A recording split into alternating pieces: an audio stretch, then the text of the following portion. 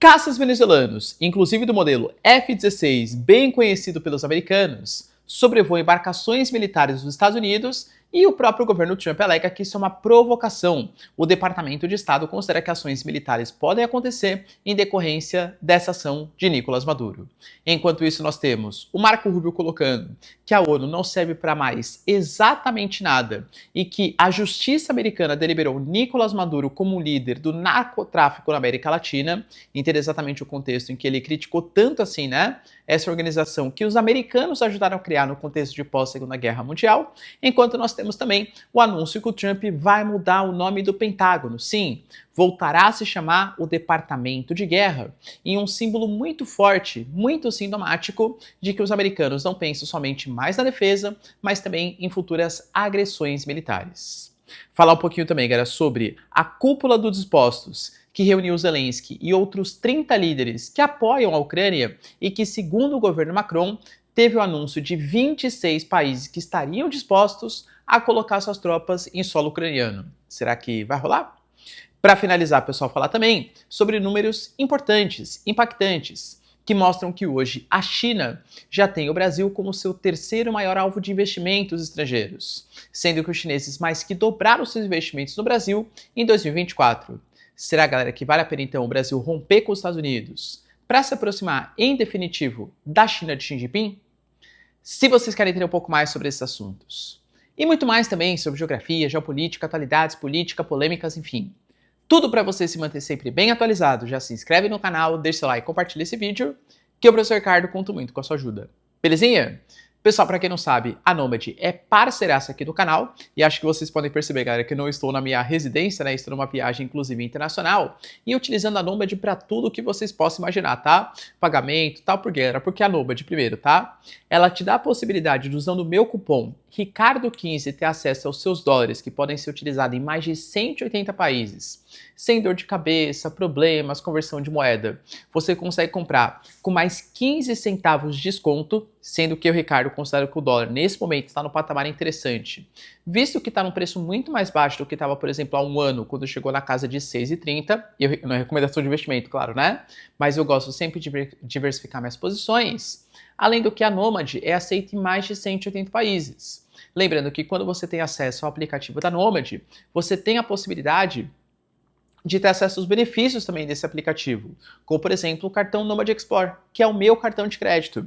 Por exemplo, parte dos dólares que eu estou utilizando aqui hoje foram dólares que eu fui conquistando por meio de cashback, utilizando só o cartão de crédito para pagar conta de luz, conta de água, restaurante, gasolina, etc.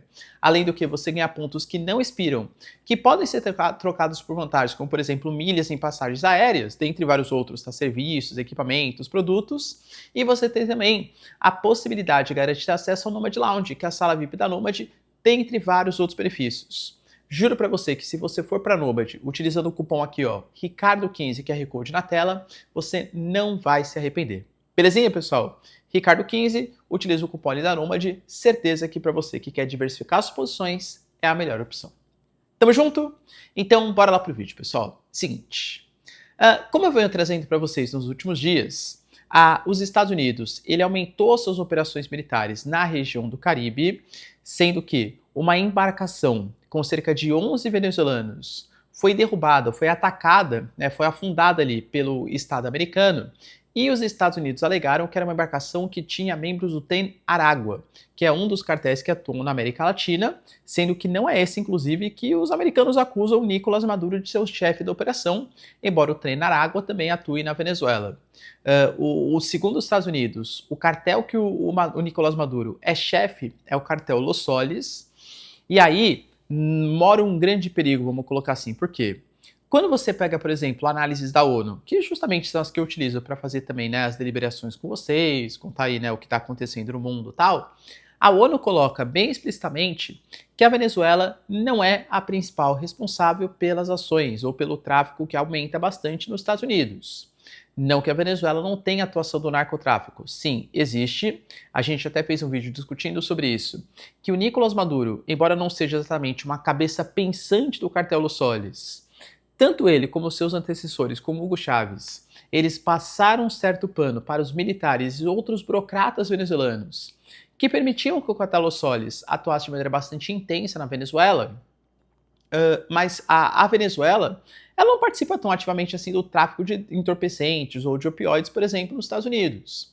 Quando você pega, por exemplo, a questão do fentanil, o México com certeza é o país mais importante.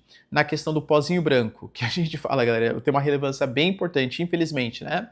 Nos Estados Unidos, países como Colômbia, Bolívia, Equador, por exemplo, são muito mais relevantes do que exatamente a Venezuela. Quando os americanos fizeram essa operação, por exemplo, no Mar do Caribe, a principal rota de entorpecentes que sai da América Latina e vai em direção aos Estados Unidos, ou é por via terrestre ou por via marítima. Mas essa via marítima não é pelo Oceano Atlântico, e geralmente pelo Oceano Pacífico. E convenhamos, galera, que os americanos deslocarem 7 embarcações militares, navios de guerra, submarinos de propulsão nuclear e aviões espiões para ficar derrubando embarcações com 10 traficantes, enfim, né, galera? Não faz nem sentido, convenhamos, né? Então, estima-se que tudo isso possa ser ou porque uma intervenção vai acontecer na Venezuela, ou porque o Nicolás Maduro está querendo pressionar a Venezuela para que a população sinta vontade de fazer algum tipo de insurgência, algum tipo de rebelião, coisa que a própria Maria Corina Machado vem falando, que ela vem se reunindo com Edmundo Gonzalez, com lideranças americanas, como o próprio Trump, para definir o futuro do governo da Venezuela. Pois bem, galera, a Venezuela está acuada. Convocou ali o seu exército, colocou militares na área de fronteira, convocou a milícia bolivariana, sendo que grande parte são civis, de 3 a 4 milhões e meio de pessoas ali, que estão agora defendendo o Estado venezuelano e sendo treinados de última hora. Convenhamos que para combater o exército americano, que é o exército mais poderoso do planeta, talvez não seja, né, uma excelente ideia. Mesmo assim, eles estão se mobilizando. Pois bem, galera, é dentro desse contexto que a gente percebe que a Venezuela fez o que os americanos chamaram de uma ação provocativa. Por quê? Onde as embarcações militares americanas estão, é meio que nítido, os próprios americanos divulgam isso. A Venezuela colocou 2 ali F-16, ou seja, 2 equipamentos aéreos, para sobrevoar esses equipamentos militares navais dos Estados Unidos. Para quê? Para fazer como se fosse uma espécie de averiguação. Mas, galera, convenhamos que são aviões de combate, utilizados para guerra. Sobrevoar embarcações militares americanas, é claro que vai só como provocação. Ah, entendi, então os Estados Unidos deslocarem embarcações militares para a costa da Venezuela não é provocação. O Ricardo considera que provocação é somente os caças sobrevoarem embarcações americanas. Para com isso, né, galera? Claro que é provocação também dos Estados Unidos. Acabei de falar para vocês que, na minha visão, o principal objetivo não é você combater o tráfico de drogas na América Latina, até porque a Venezuela sim participa, mas não é uma grande liderança. O Marco Rubio falou, não, mas a justiça americana delibera o que é. Então, a gente vai ignorar o que a ONU fala e já que a justiça americana colocou o que é, a gente vai decidir, entende? Para mim é muito mais uma provocação política de tentativa de derrubar um governo mais de esquerda alinhado com China e Rússia do que qualquer outra questão, lembrando que a Venezuela é a maior reserva de petróleo do mundo. Pois bem, galera, os Estados Unidos, por exemplo, né, a própria mídia americana colocou que isso mostra uma tentativa de força ou demonstração de força da Venezuela, e o Departamento de Defesa dos Estados Unidos colocou que um cartel que controla a Venezuela é fortemente advertido a não tentar, de maneira nenhuma, obstruir, dissuadir ou intervir nas operações de controle ao narcotráfico e no terrorismo conduzido pelos Estados Unidos. Ou seja, o próprio Estados Unidos colocou, né, que o narco-estado, ou como eles chamaram ali, né, o cartel que controla a Venezuela, foi recomendado a não fazer esse tipo de ação, porque isso poderia provocar algum tipo de ação pior por parte dos Estados Unidos. Vejo que a Venezuela, galera, está preocupada com as futuras ações. O Nicolás Maduro, ele percebe que existe uma convergência entre a Corina Machado e Edmundo Gonzalez dos Estados Unidos, e talvez veja que os seus governos estão, ou que o seu governo está, nos últimos momentos. Além disso, galera, tivemos também uma notícia importante do Trump. Como eu já tinha colocado para vocês, isso possivelmente ia acontecer, e o Trump confirmou. Os Estados Unidos vai mudar o nome do seu Pentágono. vai mudar de Pentágono para Departamento de Guerra. Lembrando que Departamento de Guerra era o nome que os americanos colocavam até 1949. Pós-1949, quando a gente começa uma guerra nuclear, corrida do ponto de vista, né, dos Estados Unidos e da União Soviética, os americanos mudaram o nome de Departamento de Guerra para Pentágono, sob o pretexto que, em meio a um possível futuro nuclear, os Estados Unidos gostariam muito mais de pensar em prevenir conflitos do que exatamente em atuar em conflitos. Só que o contexto geopolítico agora é completamente diferente. O Trump talvez pense de maneira muito diferente em relação à política americana no pós-Segunda Guerra Mundial.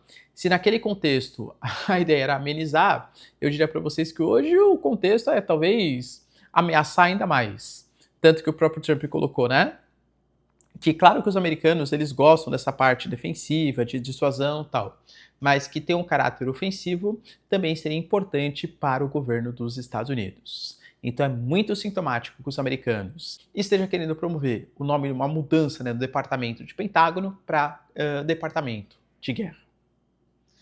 Enquanto isso, garantimos também a reunião da Coalizão dos Dispostos, liderada por Emmanuel Macron e Volodymyr Zelensky, mas com outras várias lideranças europeias. E, segundo as deliberações de Emmanuel Macron, dos quase 30 países que participaram, 26, quero ser muito importante, hein? 26, com certeza a grande maioria, apoia a colocada de tropas europeias em solo ucraniano. O Zelensky falou, por exemplo, que nessa reunião ele percebeu que todos que estão concordando que o Putin está rejeitando o processo de paz, então, além da possibilidade dessas tropas, novas sanções podem ser aplicadas. Enquanto a coalizão rolava, o próprio Trump ele colocou uma fotinha ali, né, no seu Truth Social, colocando o Putin e o Trump olhando para o céu, em meio a um desfile militar, quando Putin visitou o Alasca. Falei assim, nossa, Putin, você ficou então tão empolgado, né? Ficou tão abismado com a capacidade militar americana. Saiba que a gente pode fazer isso com muito mais intensidade se você não promover um cessar-fogo. A questão é, quando que o Trump vai fazer isso? Porque, já trago para vocês, o Trump ameaçou daqui 2 semanas, acho que umas 4 ou 5 vezes, e não estou fazendo uma hipérbole, hein, galera? Estou falando de maneira real, tá? 4 ou 5 vezes que ele já fala, se você não fizer um acordo daqui 2 semanas, a gente vai lá e vai atacar a Rússia, vai aplicar sanções secundárias. Pô, cara, eu estou esperando até agora, nada foi feito. Essa foto, para mim, soa muito mais uma ameaça contra o Putin depois da reunião da coalizão dos dispostos para falar a Rússia tem que fazer uma aliança militar, tem que fazer uma parceria, senão respostas mais graves acontecerão contra o país. Além os 26 países que colocarão tropas, os americanos não são desses 26 países, como eu falei para vocês, há também a possibilidade de aumento das sanções contra a Rússia. E para finalizar, pessoal, notícia importante também, acerca de dados econômicos importantes do Brasil. Pois bem, galera, a gente teve ali o dado que os investimentos chineses no Brasil dobraram em 2024, na verdade, mais que dobraram, aumentaram mais de 100% em um único ano, fazendo com que o Brasil fosse o terceiro maior objetivo dos investimentos diretos chineses em 2024. Por que isso é muito importante? O Brasil faz parte dos BRICS e pretende negociar questões como reforma do Conselho de Segurança da ONU, do FMI, do Banco Mundial, moeda alternativa de pagamentos, sistema alternativo de pagamentos, e aí, claro, que depender muito dos Estados Unidos é perigoso. Coisa que, lembrando, não é que o Brasil não dependa. Hoje, por exemplo, o Brasil depende quase que 8,5 bilhões de dólares de investimentos diretos dos americanos. As pessoas confundem parceria comercial com investimentos estrangeiros. Hoje, os Estados Unidos são disparados os nossos maiores investidores, com 8,5 bilhões. Para vocês terem uma noção, a China, eu falei para vocês que mais que dobrou, e ficou na casa de 4,2 bilhões, quase metade dos Estados Unidos, em setores como energia, veículos elétricos, infraestrutura, né? E a tendência é que aumente no futuro próximo. Claro que, como eu falo para vocês, galera, quanto mais investimento estrangeiro rolar, melhor. Mas existem algumas preocupações. Por exemplo, a China não tem, pelo menos, né, no escopo ali dos seus investimentos, uma vontade de incentivar o processo de reindustrialização do território nacional e, claro, nem compete à China isso. Compete ao Brasil usar os investimentos para fazer ali os seus próprios interesses, né? Então, se o Brasil ele recebesse investimentos, mas sem que isso conduza um aumento da produtividade no seu setor produtivo ou da tecnologia, de parcerias, isso pode trazer prejuízos em longo prazo para o Brasil. Além do que, claro que é importante, quanto mais investimentos melhor, mais o Brasil caminha do ponto de vista comercial e do ponto de vista de investimentos estrangeiros para talvez uma interferência muito forte dos chineses. O que é complicado. Ah, entendi, o professor não gosta da China. Cara, eu não gosto de nenhum monopólio, né? Principalmente contra o Brasil.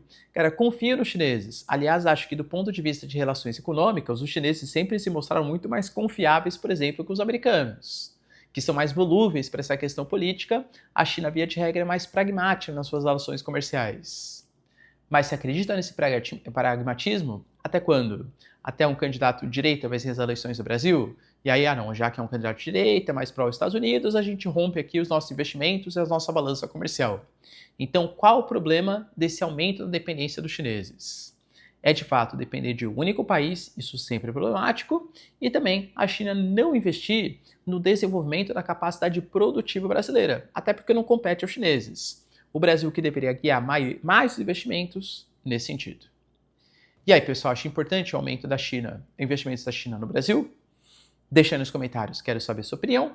No mais, se vocês curtiram o vídeo, tamo junto, beijos, abraços e tchau, tchau.